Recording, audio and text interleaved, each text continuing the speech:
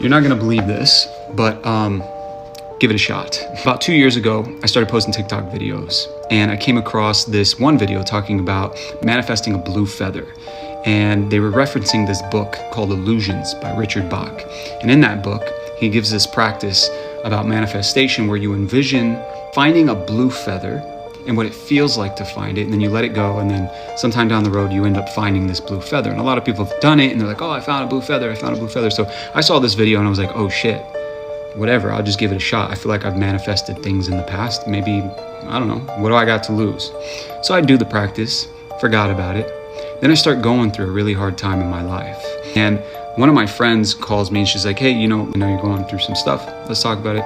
Let's go have lunch. I said, yeah, cool, let's go. It had been about 3 weeks since I did the whole manifesting a blue feather thing.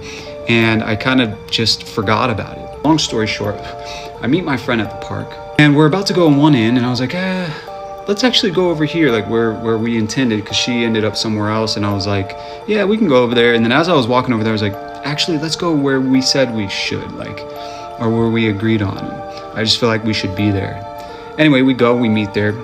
And as I go to sit down on this bench, it's in this open field. There's probably like 30 benches out there.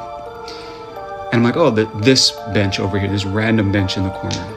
I tied my dog around the tree and I go to crawl up on the bench and like sit down. And as soon as I go to crawl up on that bench, I look down and I shit you not, this is exactly what I found. This is the blue feather that I found. And I said, what color is that? She's like, blue. I was like, you gotta be fucking kidding me. And I told her the whole story about the manifestation thing and the whole practice. I was like, out of all places we could have been, right here in this time in my life, I've done things like this in the past where things have like manifested for me or whatever. And so I came back home. I told the story on TikTok. That was my first viral video. I had 120 followers maybe before that. Then I tell the story.